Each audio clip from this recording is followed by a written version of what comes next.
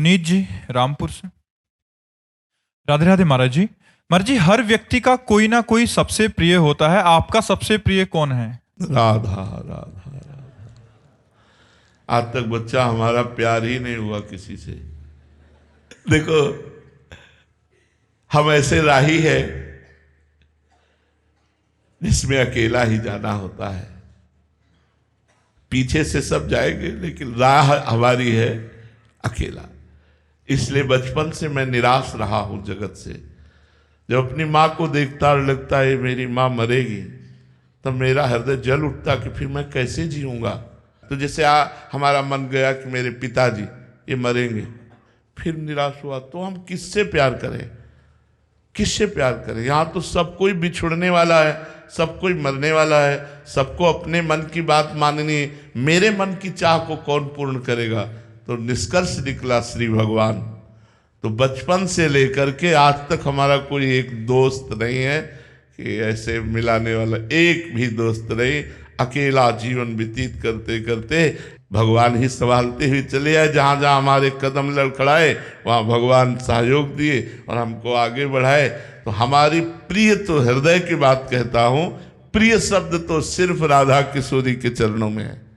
हमारा प्रिय शब्द जो है कि आपका प्यार क्या है, आपके प्रिय कौन है, तो किशोरी जी हैं। और किशोरी जी के नाते से हम आप सबको बहुत प्यार करते हैं, सबको प्यार करते हैं। हमारी पहचान यही है सबके बीच में। हमारा नाम क्या है जानते हो? प्रेमानंद। तो हमारे पास है क्या? प्रेम आनंद। प्रेम कौन है? प्रिया जी। आनंद कौन है? लाल जी।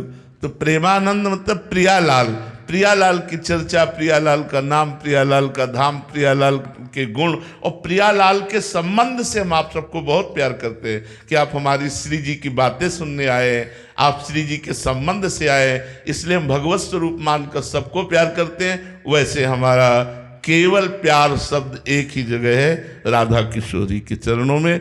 अब कितना है वो जाने, उनके लायक है कि नहीं ये वो जाने, पर वो समिट करके अब कहीं नहीं है, केवल श्री जी के चरणों में है। सचिन जी शिमला हिमाचल से। राधे राधे महाराज जी। महाराज जी, आपके चरणों में दंडवत प्रणाम। महाराज जी, भगवत मार्ग के पथिक को भगवत साक्षात्कार होने से पहले ऐसे कौन कौन से अनुभव या संकेत या भाव मिलते हैं जिससे पता चले कि वो सही मार्ग पर चल रहा है? कामादि विकार निष्प्रभावित होने लगते हैं। जो पूरे त्रिभुवन को अधीन किए हुए है काम, भक्त के हृदय में वो स्फुरित होता है और नष्ट हो जाता है। जब काम का आकर्षण,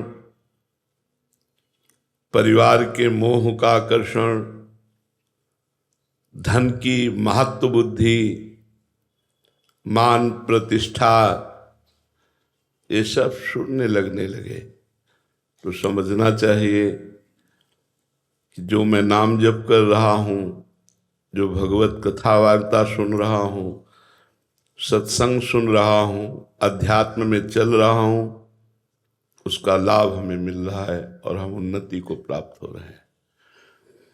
यदि विकार ग्रसित बुद्धि है, धन पर महत्व बुद्धि है, मान प्रतिष्ठा की चाह है, अभी भजन का रंग नहीं आया। भजन का रंग तभी माना जाता है जब इन विकारों पर विजय प्राप्त हो जाए। काम क्रोध मद मान न मोहा, लोभ न क्षोभ राग नहीं द्रोहा, जिनके कपट दम्भ नहीं माया, तिनके हृदय बसहु रघुराया। जहाँ काम क्रोध अभिमान द्वेष राग ये सब नष्ट हो चुके हैं, शांत हृदय है, कोई चाह नहीं, एक अद्भुत आनंद, एक अद्भुत उमगन, प्रतिपल यही कब मिलेंगे प्रभु, कब मिलेंगे प्रभु। तो समझना चाहिए कि हमारा मार्ग बहुत ठीक है और हम उन्नति को प्राप्त हो रहे हैं। अगर कंचन कामनी और कीर्ति में हमारी प्रियता है तो अभी भजन हमारा रंग नहीं लाया। कामिनी प्रिय लगे, धन प्रिय लगे, मान प्रतिष्ठा प्रिय लगे, तो समझना चाहिए अभी मार्ग ठीक नहीं है। अभी अध्यात्म मार्ग में हमारी उन्नति नहीं हो रही।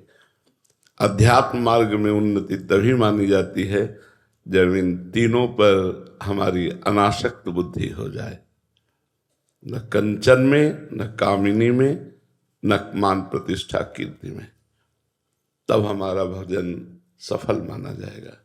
निरंतर भगवत स्मृति, विकारों पर विजय और मान मदादि का त्याग। समझ पा रहे हैं आप?